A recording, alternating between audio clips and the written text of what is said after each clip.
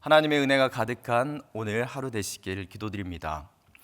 성경 말씀을 읽다가 성도님들이 힘들어하시는 본문 중에 하나가 족보 본문입니다. 오늘 본문이 이에 해당하는데요, 시간 관계상 다 읽지는 않고 관찰을 통해 중요한 내용을 확인해 보겠습니다. 첫 번째, 창세기 5장 1절에서 2절 말씀을 관찰해 보겠습니다. 다시 한번 읽겠습니다. 제가 읽겠습니다. 이것은 아담의 계보를 적은 책이니라.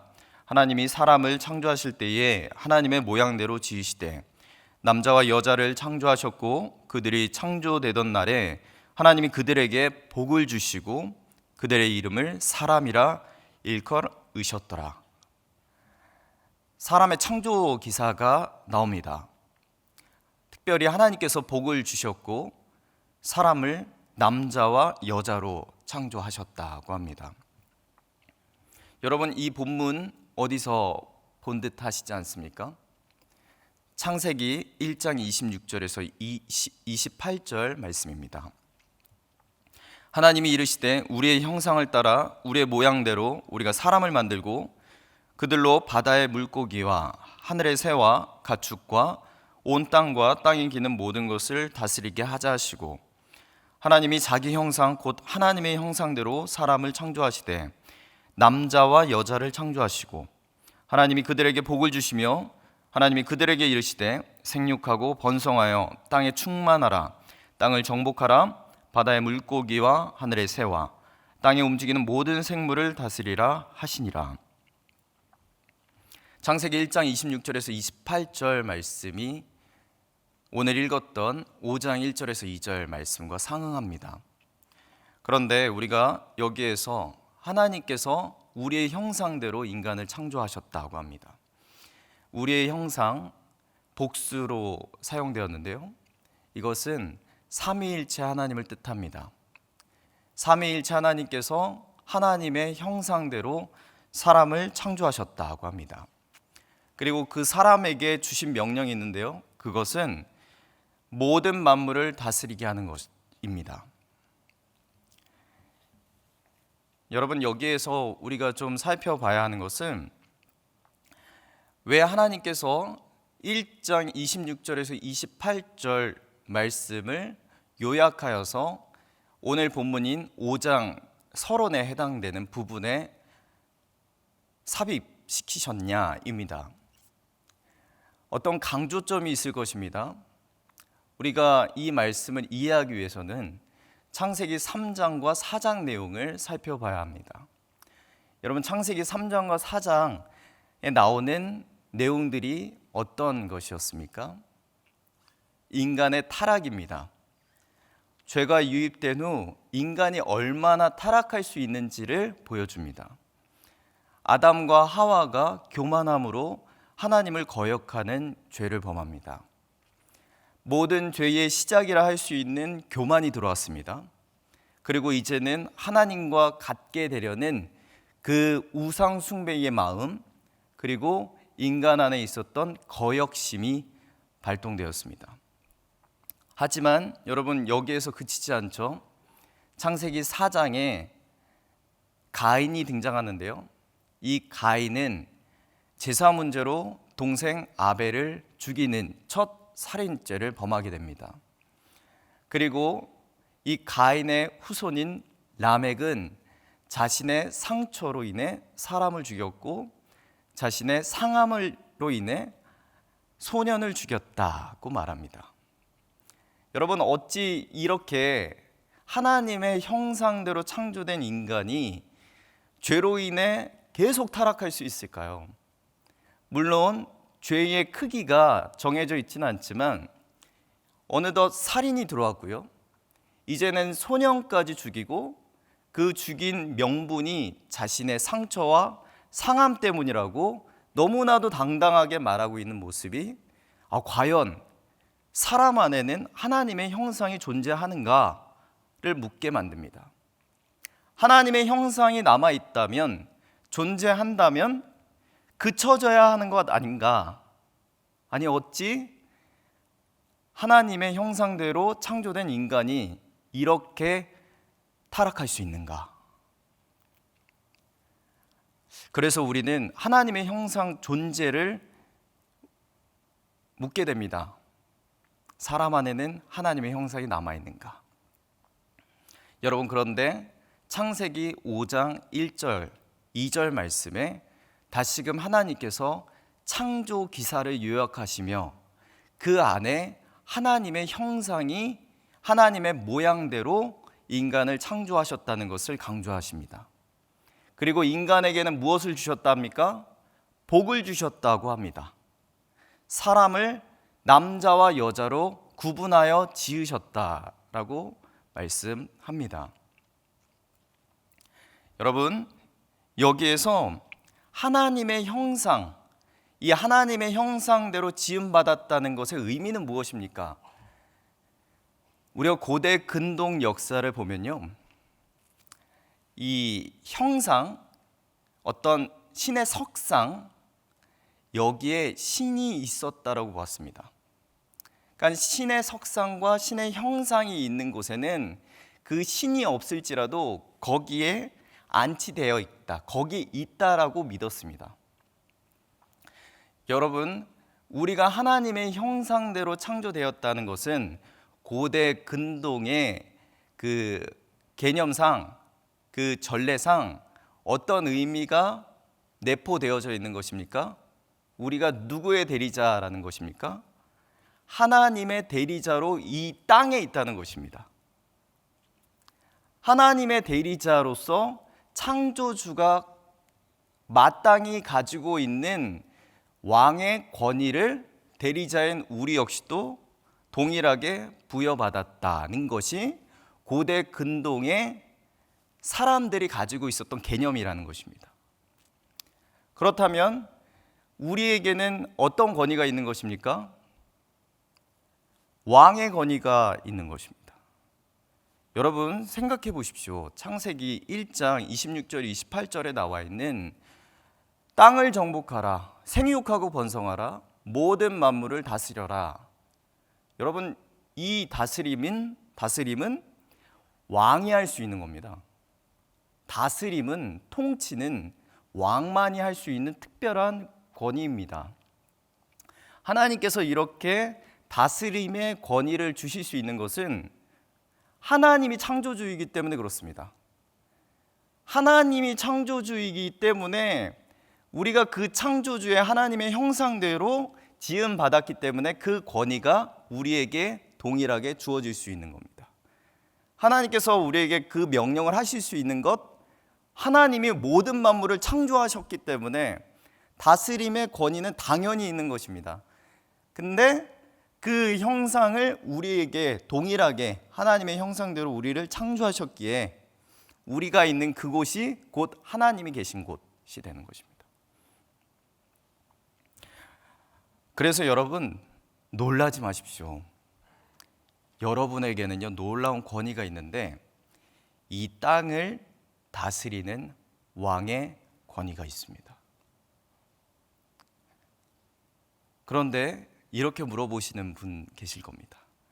아유, 목사님, 제 삶은 왕이 아니에요. 종이에요. 오늘 하루도 종처럼 살아야 됩니다. 겨우겨우 살아가고요. 아둥바둥 살아가고요. 제가 왕이라고요? 불신자들 앞에서 제가 어떻게든 비비면서 살아가야 됩니다. 저는 청년 사역을 하고 있는데요, 사랑하는 우리 삼청 오진을 섬기고 있습니다. 청년들을 신방하다 보면요, 그들의 인생이 참으로 고단합니다. 하지만 그 안에서도요, 어떻게든 믿음을 지키며 살아가려는 청년들의 모습을 보면 참으로 감사합니다. 너무 기쁩니다. 그런데 그 안의 얘기를 들어보면 믿음을 지키며 살아가는 것이 얼마나 힘든지, 그 안에서의 눈물은 이미 말랐어요. 오늘 말씀을 통해선 분명히 우리는 하나님의 자녀이고 왕의 권세를 부여받은 자인데 삶에서는 너무 왕의 자녀로서 그 권위가 정말 있는지 의심하며 살아가는 삶이 우리의 삶이라는 것입니다. 그런데 여러분에게 도전합니다. 우리의 상황으로 인해 우리의 정체성은 바뀌지 않습니다. 성경은 분명히 말씀합니다. 요한복음 1장 12절 말씀에 보면요, 영접하는 자 곧 그 이름을 믿는 자에게는 하나님의 자녀가 되는 권세를 주셨으니, 우리가 예수 그리스도를 영접하면 하나님의 자녀가 되는 권세를 주셨습니다. 그리고 그 하나님의 자녀임을 증언하시는 분이 계신데 그분이 바로 성령님입니다. 로마서 8장 16절 말씀에 보면 성령이 친히 우리의 영과 더불어 우리가 하나님의 자녀인 것을 증언하시나니, 성령님이 우리를 하나님의 자녀라 증언하십니다. 그렇다면 여러분의 정체성을 흔드는 자는 누구입니까? 너는 하나님의 자녀가 아니다. 너는 왕의 권위가 없다. 하나님의 명령인 세상을 다스릴 힘이 없다. 여러분, 이런 거짓을 말하는 자는 사단입니다. 사단은 지금도 우리의 정체성을 흔들리킵니다. 우리의 존재를 무너뜨려요. 바뀌게 합니다. 속입니다. 여러분 보십시오. 아담과 하와가 첫 범죄하는 장면에서 사단은 인간의 정체성을 피조물에서 창조물로 바꿉니다. 내가 하나님과 같게 됨을 아심이라. 피조물인데 창조주로 바꾼다는 말입니다. 사단은 줄곧 이 방법을 씁니다. 왕의 자녀인데 주변의 환경들을 어렵게 해서 나는 종이구나, 나는 실패자구나, 나는 아무것도 할 수 없는, 하나님이 사랑하지 않는 자이구나.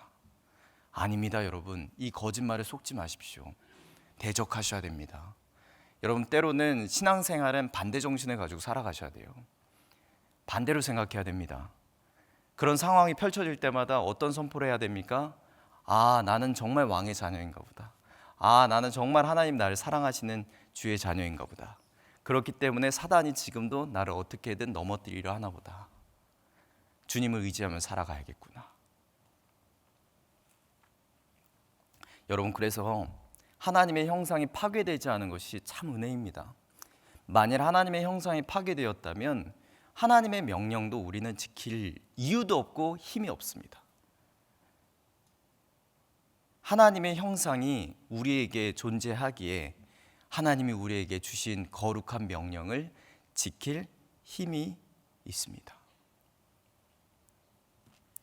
두 번째 관찰해 보겠습니다. 오늘 읽지 않은 3절부터 31절 말씀인데요, 총 10명의 족보가 등장합니다. 그런데 이 10명은 1000년 가까이 살았어요. 1000년 가까이 살았다는 것은 무엇을 뜻합니까? 장수했다는 거예요. 그런데 성경은 장수를 복이라고 합니다.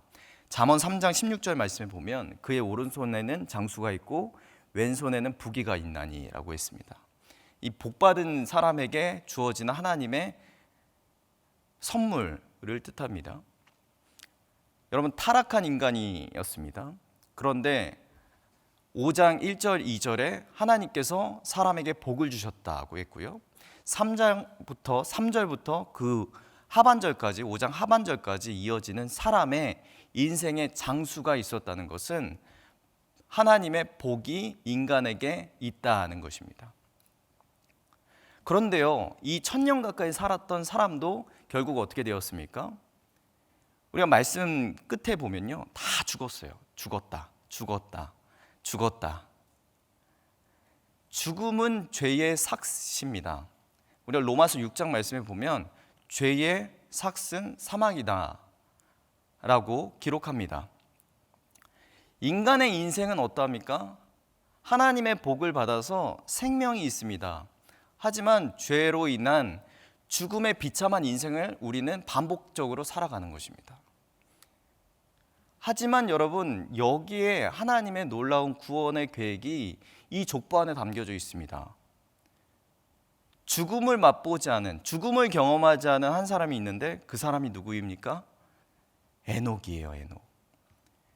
창세기 5장 24절 말씀 함께 보겠습니다. 함께 읽겠습니다. 시작.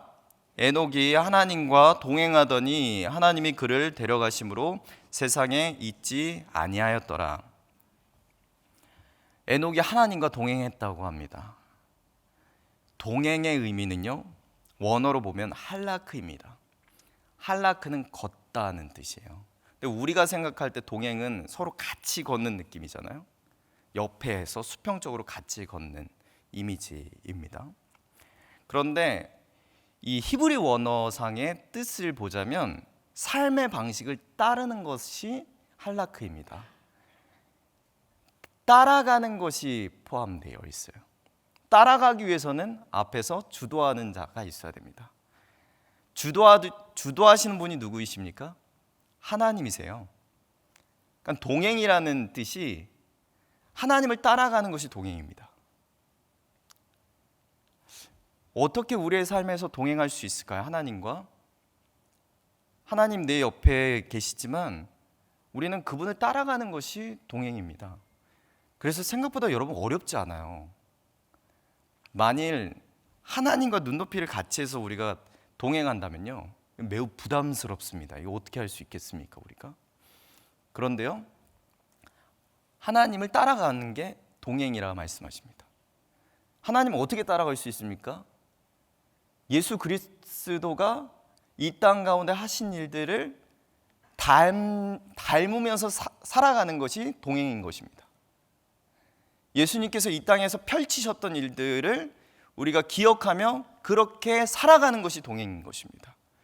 하나님께서 우리에게 귀하게 주신 이 말씀대로 살아가 보는 것이 무엇입니까? 동행입니다. 동행한 이 에녹을 하나님께서 데려가셨다 합니다.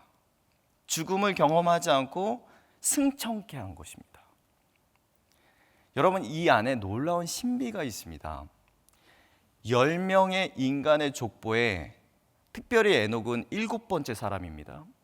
7이라는 상징적인 이 안에 하나님께서는 에녹을 보내셨고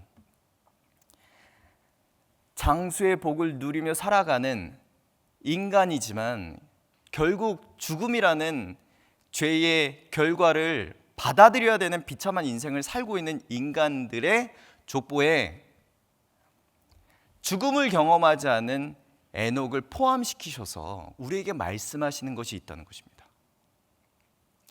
여러분, 인간은요, 에덴 동산에서 죽음을 경험하지 않았습니다. 인간의 창조 원리 안에는 죽음이 원래 없었어요. 영생이 있었습니다. 그 근거를 어디서 찾을 수 있습니까? 에덴 동산에는 선악을 알게 하는 나무의 열매 외에 한 나무가 있었어요. 그 나무가 생명나무였습니다. 모든 것은 다 먹어도 된다 했잖아요. 생명나무의 열매도 먹었습니다. 이것은 아담과 하와가 죽음의 존재가 아니라 영원히 하나님과 함께하는 영생의 존재였다는 것을 뜻해요. 그리고 동행했습니다. 에덴에서 하나님이 아담에게 말했을 때 아담은 하나님께 반응할 수 있는 교통의 관계였어요. 그 하나님을 따라가는 삶이 에덴에서 있었다고요. 에녹은 하나님께서 에덴에서 우리를 창조하시고 하나님과의 관계를 에녹을 통해 보여주시는 것입니다.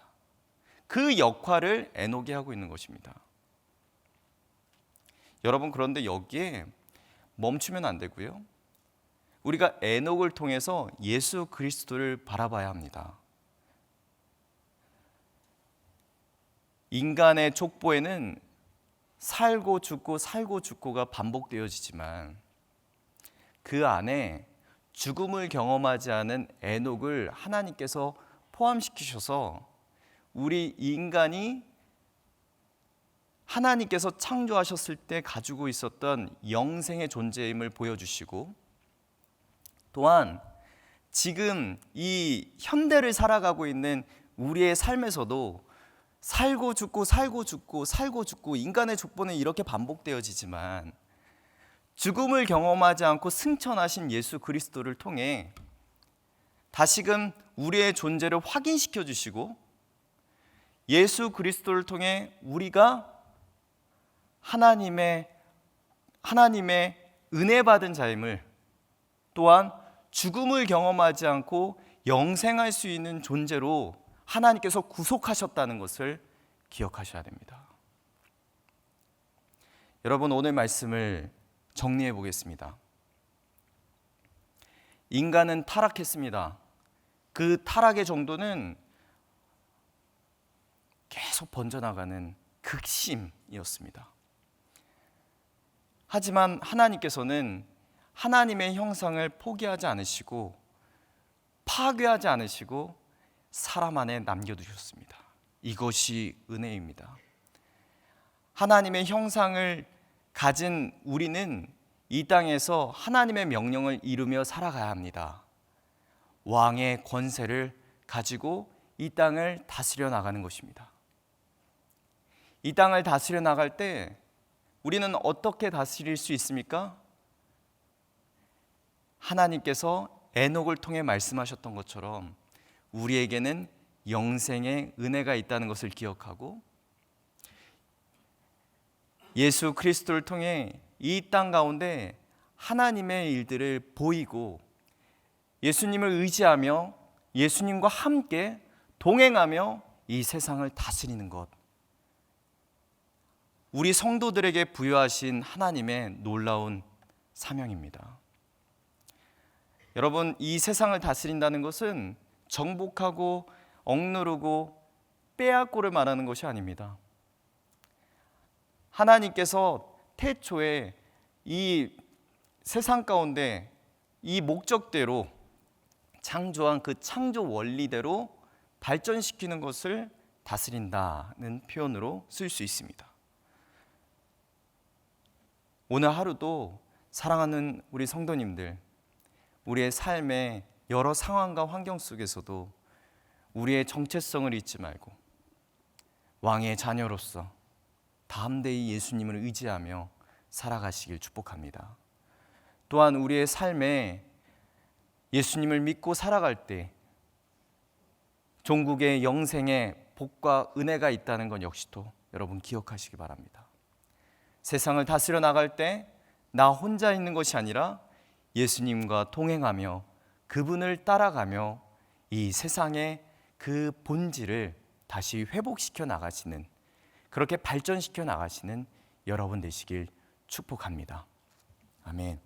오늘 말씀을 기억하며 함께 기도하시다가 여러분의 기도 제목을 놓고도 기도하시고 자리에서 일어나겠습니다. 기도하겠습니다.